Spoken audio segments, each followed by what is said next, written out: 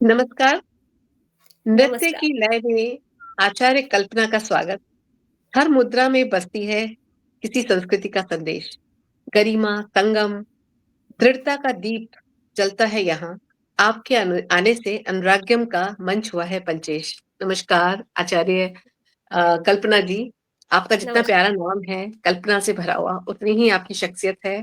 हम पढ़ रहे थे आपके बारे में। अ, नमस्कार सभी को, हमारे देखने वाले सभी दर्शकों को। अनुराग्यम टॉक शो में आज की हमारी अतिथि हैं, कला की लय, गरिमा और नेतृत्व का सुंदर संगम है आचार्य कल्पना जी। मैं नमस्कार नमस्कार। करती हूँ। मैं doctor Taruna Mathur, principal investigator, Anuragyam, New Delhi से आपका मैडम हार्दिक अभिनंदन, स्नेहिल अभिनंदन करती हूँ। धन्यवाद, धन्यवाद, धन्यवाद। इस बातचीत को प्रारंभ करने से पहले मैं सभी दर्शकों को थोड़ा परिचय देना चाहूंगी आचार्य कल्पना जी का। अ, मैं इस बात से बहुत खुश हो रही थी जब मैं इनका बायोडाटा पढ़ रही थी। ये नई दिल्ली से हैं और एक प्रतिष्ठित भरतनाट्यम और कथक की शिक्षिका के रूप में अपनी साधना को एक मिशन में इन्होंने बदला था 2008 में, जब इन्होंने नृत्य कल्प डांस अकादमी की स्थापना की थी।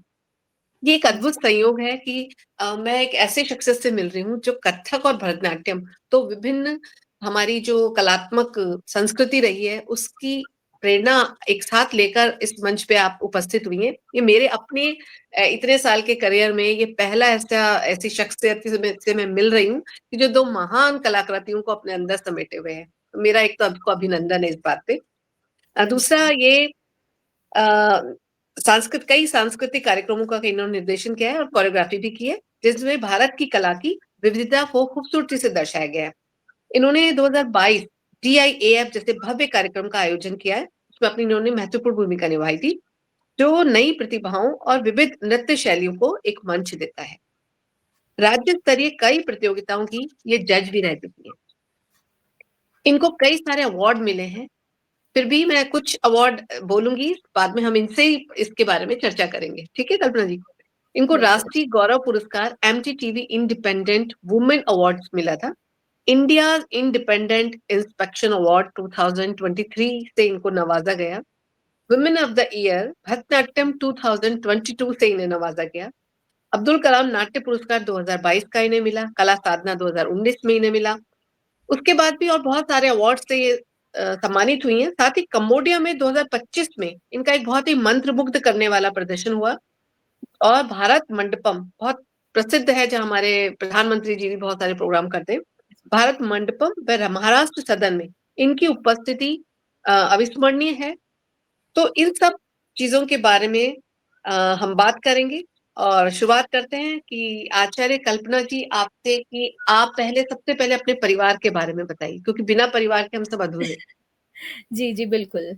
मेरे परिवार में मेरी मम्मी, पापा और भाई-भाभी ये सब हैं। मैं सिंगल हूँ, मैंने शादी नहीं की है और ना ही कोई विचार है अभी फ़िलहाल तो।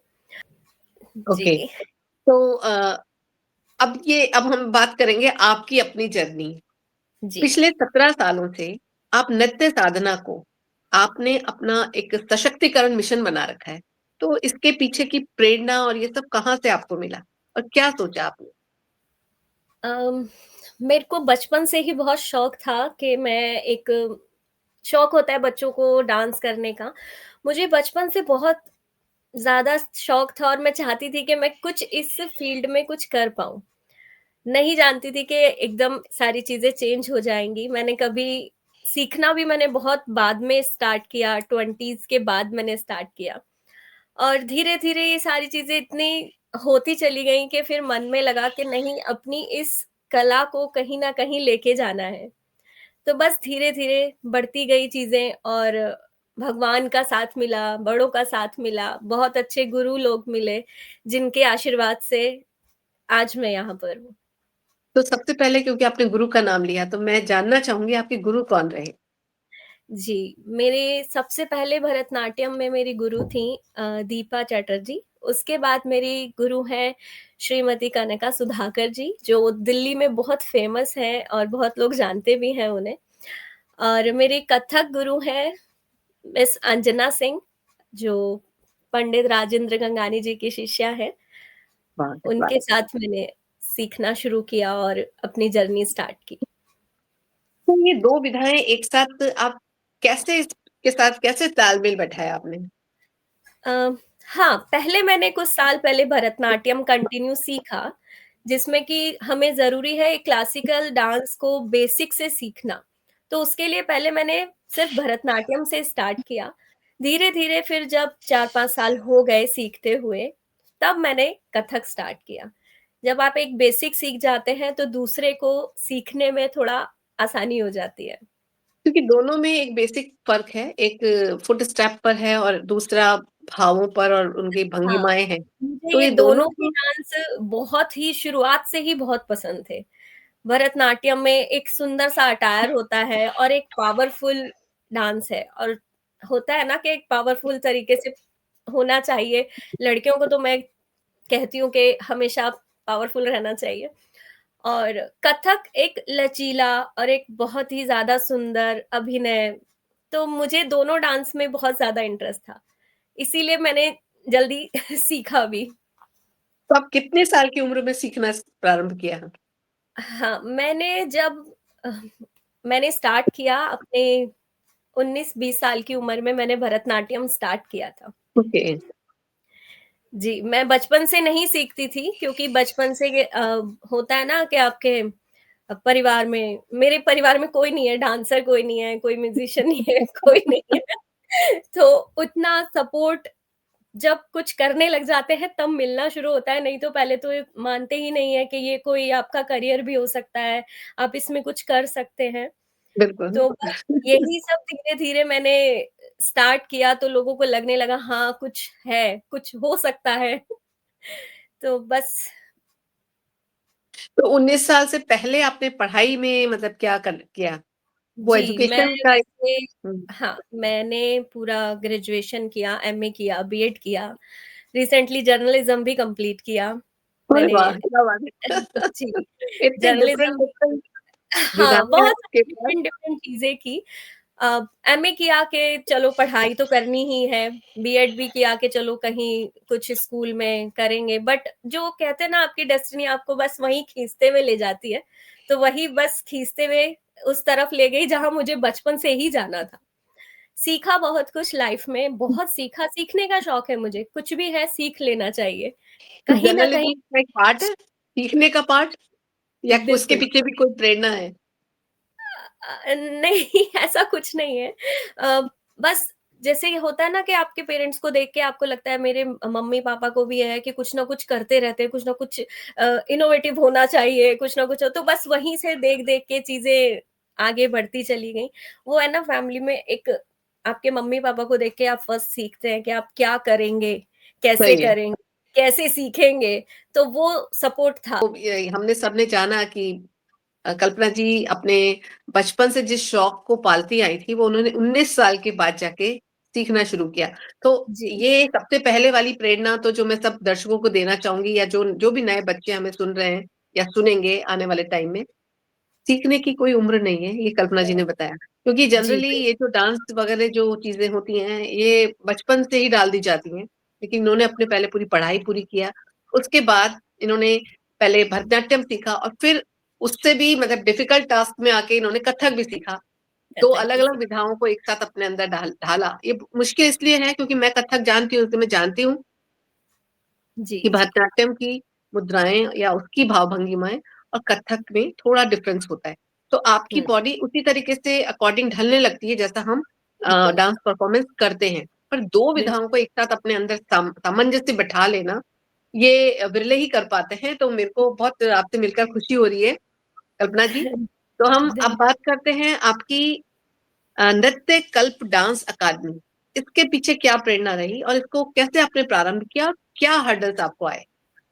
हाँ, इसके पीछे तो बहुत मतलब बहुत कुछ है, बहुत मेहनत करनी पड़ी, बच्चों ने, पेरेंट्स ने बहुत ज़्यादा सपोर्ट किया।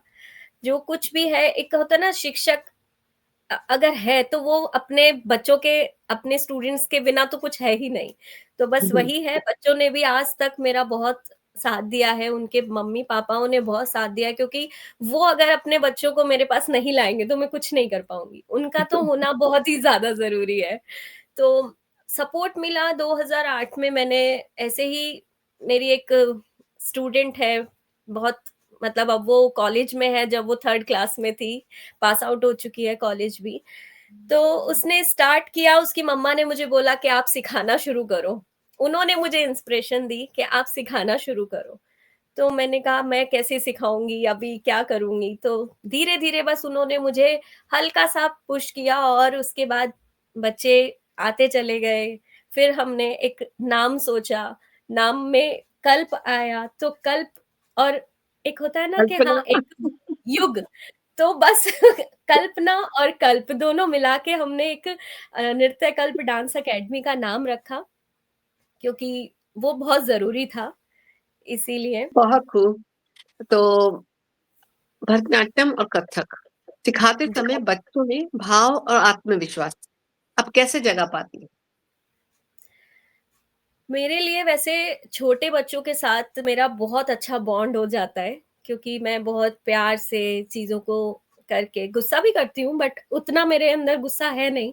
तो बच्चे उतना, जितना मुझे देखते हैं और जितना मेरी चीज़ों को समझते हैं, बहुत ईज़ी हो जाता है उन लोगों के लिए हँसी-खेल में चीज़ों को समझना और अ, आराम से उस चीज़ को एक डांस में दिखाना। और मेरा हर एक बच्चा जो है, वो जब मैं उनको देखती हूँ बैठ के, तो मुझे लगता है हाँ, ये मैं नाच रही हूँ, ये मैं हूँ। तो वो चीज़ देख के मुझे बहुत खुशी लगती है कि जब बच्चे एकदम आपको ढाल के सामने आ जाते हैं ना, तो वो गुरु के लिए बहुत बड़ी बात हो जाती है कि बच्चे आपको इतना प्यार करते हैं, बहुत प्यार करते हैं, टच वुड बहुत ज़्यादा इज़्ज़त करते हैं, प्यार करते हैं। कोई ऐसे बच्चे नाम जिनका आप यहाँ जिक्र करना चाहेंगी? हाँ, मेरे सारे, मैं क्या बोलूँ, एक का नाम लूँगी और एक का नहीं लूँगी तो सारे के सारे गुस्सा हो जाएँगे। नहीं, सारे बच्चे बहुत अच्छे हैं। मेरे कुछ स्टूडेंट हैं जो बचपन से मेरे पास आज तक हैं। जी। जैसे है कुछ, उनका तो नाम मैं ले सकती हूँ, क्योंकि प्रियंका, प्राक्षी, आस्था, ये बिल्कुल इतने छोटे-छोटे। प्राक्षी तो 2.5 साल की थी, वो अभी 12th में है। प्रियंका 3 ओह! साल की थी, वो अभी ग्रेजुएट हो चुकी है, जॉब कहीं न कहीं ढूँढ रही है, तो कर आप रही है। इन बच्चों तो को अपनी अपनी अकेडमी के थ्रू इनको पूरा मतलब जैसे सर्टिफिकेट कोर्स है ये आपके?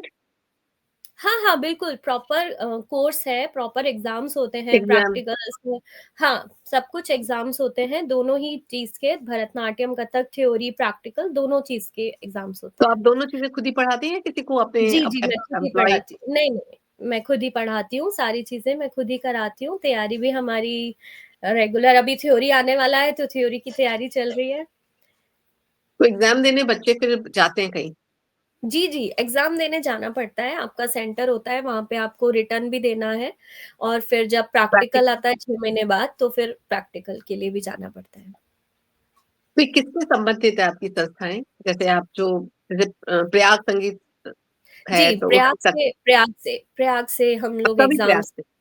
जी, जी, मेरा भी प्रयाग से है। बहुत, मैंने बहुत, खुद का जो मेरा कोर्स है, हम गंधर्व से भी कराते हैं, बट हुँ, प्रयाग से, अभी फ़िलहाल प्रयाग से चल रहा है। बहुत खूब। अ, आपके लिए नृत्य सिर्फ़ कोरियोग्राफ़ी नहीं है, बल्कि नहीं, आंतरिक शक्ति का माध्यम है, तो ये कैसे बना? बिल्कुल। ये तो बहुत मतलब इसको तो मैं बताना भी चाहूँगी। मैंने जब अपना डांस भरतनाट्यम मैंने जब स्टार्ट किया, तो मुझे स्टार्ट करने के साथ ही कुछ ही 1 से 2 साल के अंदर ही मुझे सीवियर अर्थराइटिस हो गया था। ओह हो, बहुत ही हो! ज़्यादा सीवियर अर्थराइटिस हो गया था और मैं बेड पे थी, 1 साल, 2 साल। मैं बिल्कुल वॉक नहीं, डॉक्टर ने बिल्कुल मना कर दिया था। वॉक भी नहीं करनी है, चलना भी नहीं है और खड़े नहीं होना है। लेकिन एक मन में था ना कि नहीं, मुझे करना है, मुझे करना है।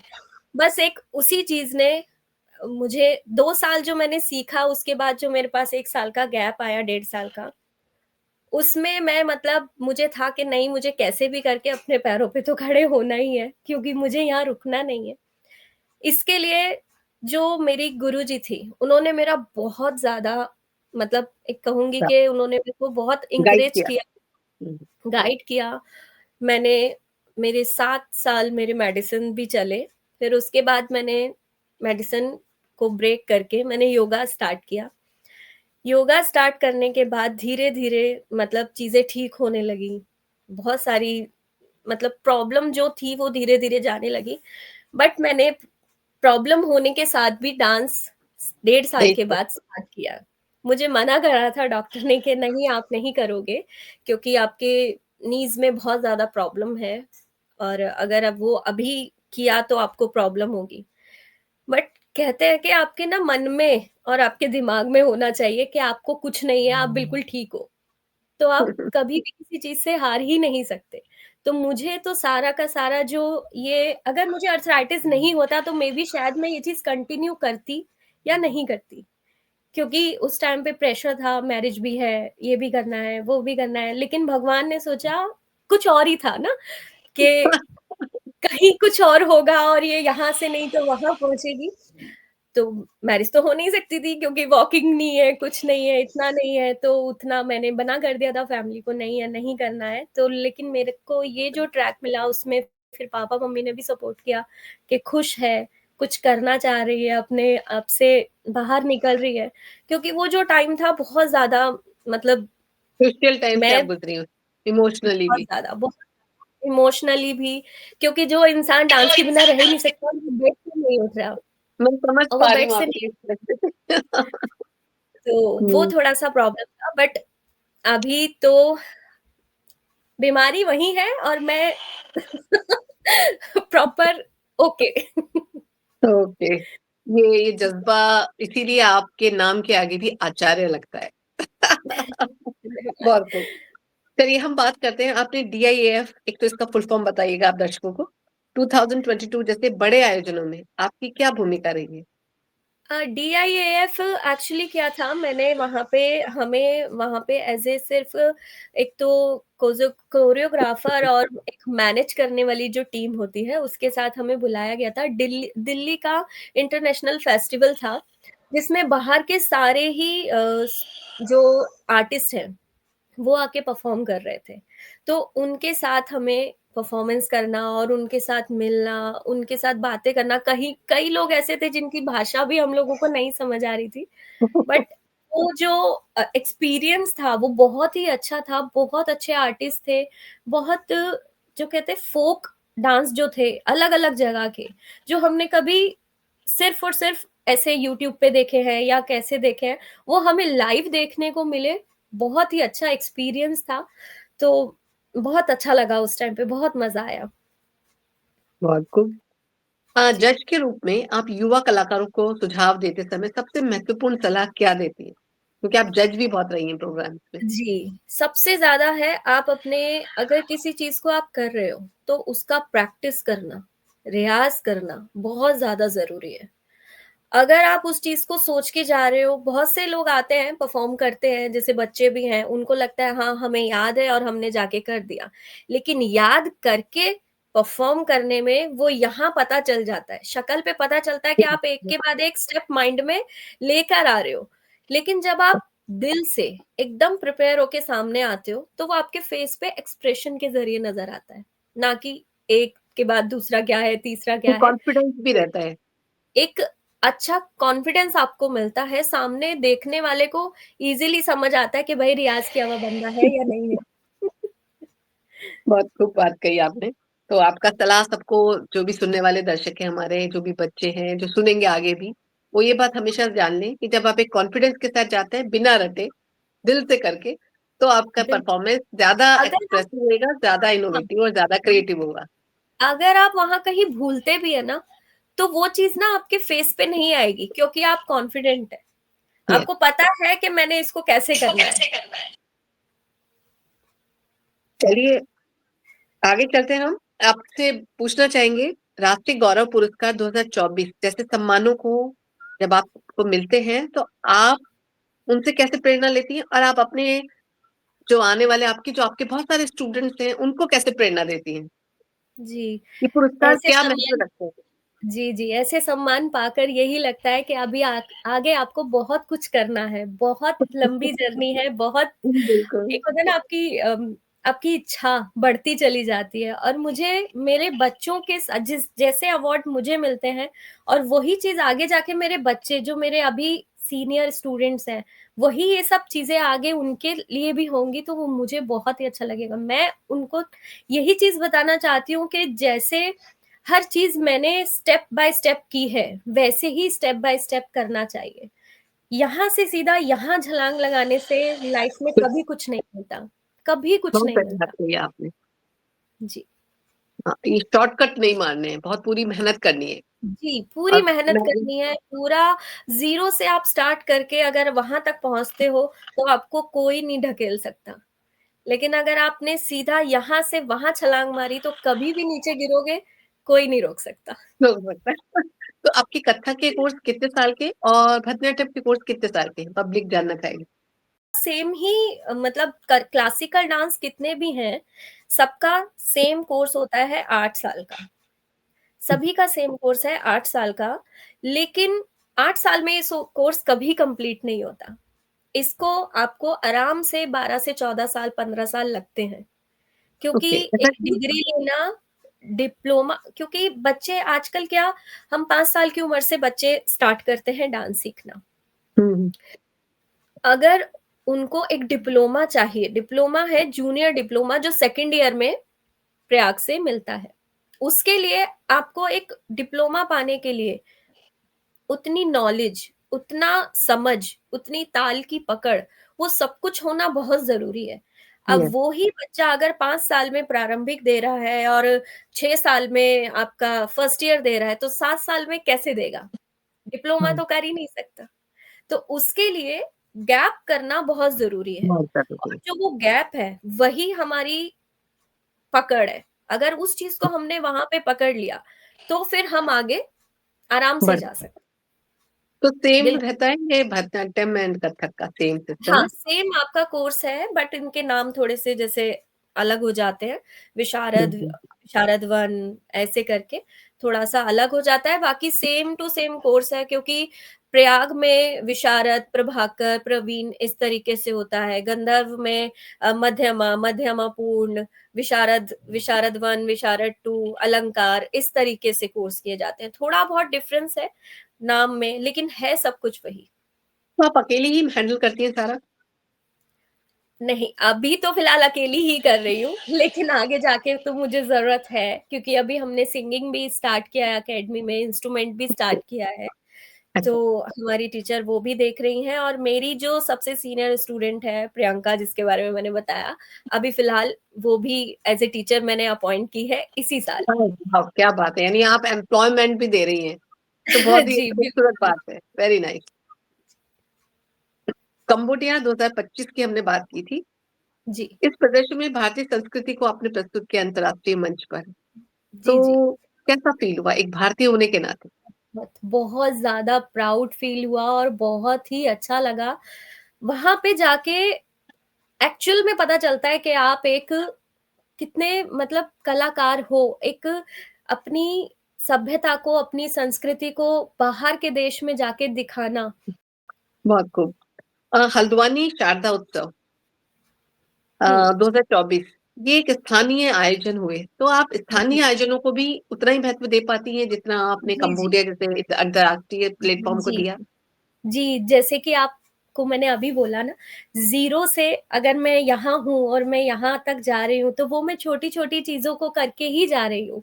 तो मेरे लिए जो मंच है, वो चाहे यहाँ का है, छोटा है, चाहे बहुत बड़ा है, लेकिन मेरे लिए मंच मेरा भगवान है। तो तो भगवान को तो मैं कहीं भी छोटा मंदिर है या बड़ा मंदिर, भगवान तो भगवान है, उसको कैसे मैं उसका हिसाब लगाऊँ? नहीं लगा सकती। नहीं लगा सकते। कथक में एक ठुमरी है, ऐसे ताल है, तोरन तारन है, वो सब उनमें क्या आपको सबसे ज़्यादा आपका खुद का क्या फ़ेवरेट है? मेरा खुद के फ़ेवरेट तो सही बताऊँ मेरे कवित्व वो बहुत फ़ेवरेट हैं क्योंकि उसमें भगवान का भी और अपना फ़ेस का कुछ एक्सप्रेशन कुछ इस तरीके से हम दिखाते हैं, तो मेरे कवित्व बहुत फ़ेवरेट हैं। मुझे भजन, ये सारी चीज़ें मुझे बहुत पसंद आती हैं। ठुमरी में भी जैसे कृष्ण, राधा कुछ ऐसा होता है, मुझे ये चीज़ें बहुत पसंद आती हैं। और भरतनाट्यम? भरतनाट्यम में तो हमारा कीर्तनम, स्ट्रॉन्ग पदम ये ऐसी हैं कि आपके फेस और आपकी भावनाएँ एकदम सामने वाले के दिल को छू जाती हैं। तो वो चीज़ें मुझे बहुत पसंद आती हैं। तो इसके जो कॉस्ट्यूम्स होते हैं वो सब आप पर्सनल बना के रखते हैं? हाँ, हाँ, पर्सनल बनाते हैं।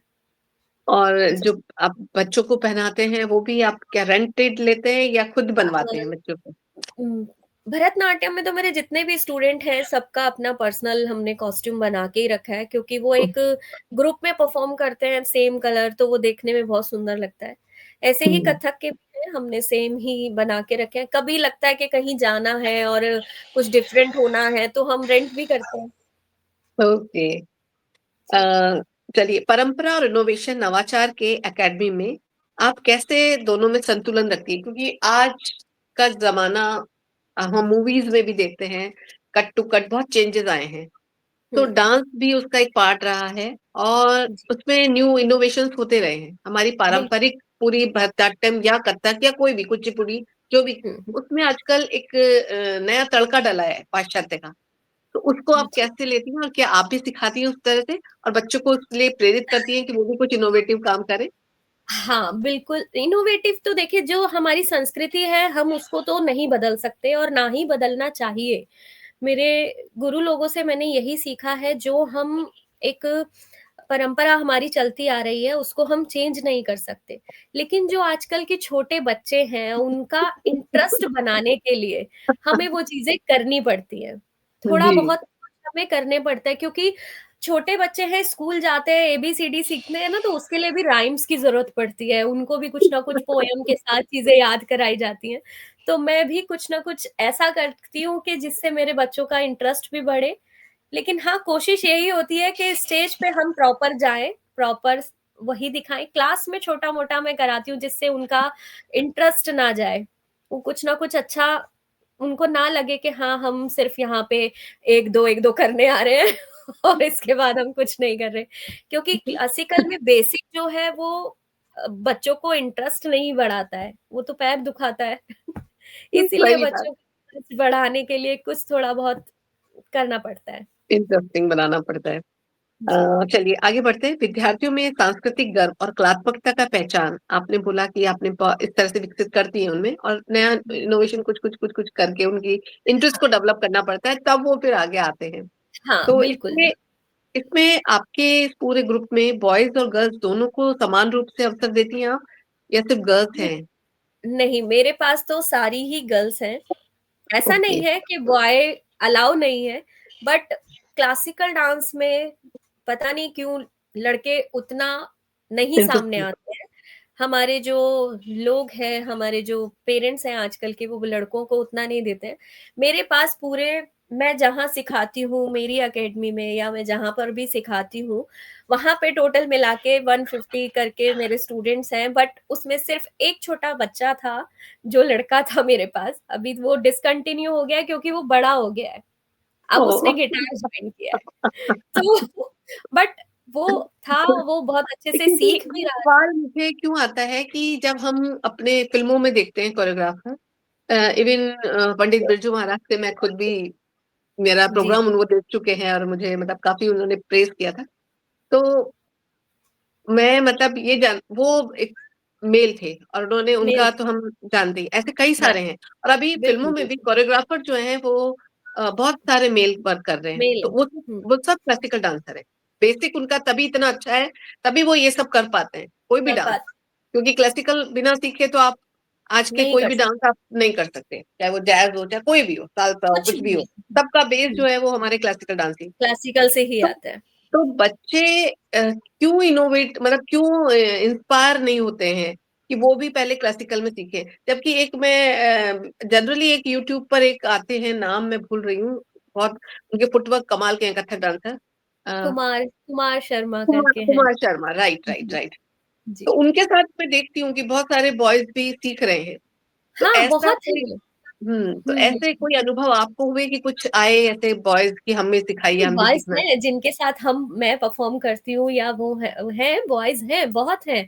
बट लेकिन आजकल की जनरेशन जिनको मैं कहना चाहूँगी ना, जो आजकल के बच्चे हैं, अभी तो वो लोग हो गए कि हाँ, वो हमारी तरफ हमारे टाइम के लोग थे और वो कर रहे थे। पुराने टाइम में एक लेगेसी चली आ रही है, जिन लोगों की एक लेगेसी चली आ रही है वो उसको फॉलो करते हैं। Yes, yes. कोई उस चीज़ की तरफ अपने बच्चे को भेजना नहीं चाहता या वो बच्चे खुद नहीं आना चाहते। ये चीज़ थोड़ी-सी मतलब लगती है कि ऐसा नहीं होना चाहिए। तो महाराष्ट्र सदन और भारत मंडपम जैसे मंचों पर आपका अनुभव कैसा रहा? और एक क्या आप आगे सबको अपनी तरफ से एक संदेश देना चाहेंगी? इसके साथ हम इस कार्यक्रम का समापन करेंगे। बताइए जी, मैम। बहुत अच्छा एक्सपीरियंस था, जहाँ पर भी जाते हैं वहाँ आपकी कला को अगर अच्छे से देखा जाता है, अच्छा रिस्पॉन्स मिलता है, तो आपको भी अच्छा लगता है। भारत मंडपम भी और महाराष्ट्र सदन भी, दोनों ही जगह बहुत अच्छा था। मेरे स्टूडेंट्स ने भी परफ़ॉर्म किया था, मैंने भी परफ़ॉर्म किया है, बहुत बढ़िया रहा। बस मैं यही कहना चाहूँगी कि अगर आप अपनी लाइफ़ में किसी चीज़ को एक एम बनाते हैं, तो उसको बनाकर रखिए। ज़रूर बनाकर रखिए, कहीं न कहीं आप इस उस चीज़ को हमेशा याद रखिए। अगर आप किसी चीज़ के लिए पॉइंट सोच कर बैठे हैं, तो वहाँ आप ज़रूर पहुँचेंगे। ये मेरा खुद का पर्सनल एक्सपीरियंस है कि मैंने कभी सोचा था कि हाँ, मुझे कुछ करना है, लेकिन अगर मैं उस चीज़ को सोच के भूल जाती और कुछ अलग सोच लेती, तो मैं नहीं कर पाती। हाँ, बिल्कुल। आती हैं चीज़ें, मुसीबतें, परेशानियाँ बहुत आती हैं और बहुत झेली भी हैं। मैंने अकेडमी में मेरे पास जगह नहीं थी। हम लोग अच्छा। जब मैंने स्टार्ट किया था तो जगह नहीं थी। हम लोग एक जो आपका गैरेज होता है, गैरेज में मैं बच्चों को सिखाती थी और गैरेज में वो जो जगह थी ना, उसमें जगह-जगह ऐसे टूटा हुआ था और उसके ऊपर हम 2 लेयर कालीन बिछाते थे, तब मेरे बच्चे परफ़ॉर्म करते थे। वहाँ पे डांस सीखने आते थे और वही मैं चीज़ बोलती हूँ कि जिनको करना है, वो करके दिखाते हैं और वो किसी भी इस चीज़ को नहीं देखते कि आपके पास क्या है और क्या नहीं है। क्या नहीं मैं है। बच्चों को यही बोलूँगी, मैं तो वहाँ थी, मेरे पास तो जगह नहीं थी, मुझे तो किसी ने बोला आप यहाँ सिखाइए।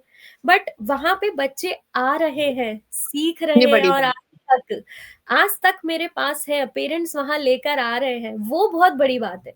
क्योंकि कोई माँ-बाप ये नहीं चाहेगा मेरे बच्चे के पैर में कंकर चुभ रहा है और वो डांस कर रहा बिल्कुल। है। बट उन्होंने किया, तो मेरे लिए वो बहुत बड़ी बात है और मैं बस यही बोलूँगी, उन लोगों ने भी बहुत मेहनत की, मैंने भी उनका साथ दिया, उन्होंने मेरा साथ दिया, तो जाके हम लोग यहाँ पहुँचे।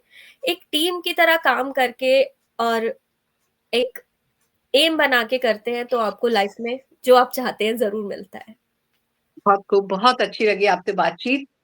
जो भी दर्शक हमें देख रहे हैं वो इससे प्रेरणा ज़रूर लें कि कोई भी वक़्त, कोई भी समय आपको रोक नहीं सकता है अगर आप आगे बढ़ना चाहते हैं और आप कितनी विधाओं के साथ आप अपने आप की अपनी पर्सनैलिटी को ग्रूम कर सकते हैं। तो जी, आपकी बिल्कुल। नृत्य कल्प डांस अकेडमी के लिए ढेरों शुभकामनाएँ और मैं चाहूँगी धन्य कि बराबर से बच्चे आपके पास आएँ, बॉयज़ एंड गर्ल्स, और जो पेरेंट्स देख रहे हैं वो भी जाने कि इसके लिए बहुत खुला आकाश है और बच्चों को उड़ने दिया जाए और उनको बाँधा बिल्कुल, ना जाए कि ये ना करो, ये बाँधा ना नहीं करो। आज हमारे बहुत कोरियोग्राफर बहुत फेमस हैं और बहुत अच्छा फ़िल्म इंडस्ट्री में बहुत पैसा कमा रहे हैं। बहुत बाहर आजकल यूट्यूब पे बहुत पैसा कमा रहे हैं। तो अगर हम जी, फाइनेंस के हिसाब से भी देखें आर्ट को इस फ़ील्ड में, तो भी बहुत सारा स्कोप है। तो ज़रूर बहुत से आएँ और कल्पना जी के स्टूडियो को जॉइन करें, डांस अकेडमी को जॉइन करिए, अपने बच्चों को वहाँ भेजिए और बहुत ही खूबसूरत शख्सियत से आज हमारी मुलाकात हुई। शुभ रात्रि। शुभ धन्यवाद। रात्रि। धन्यवाद। जय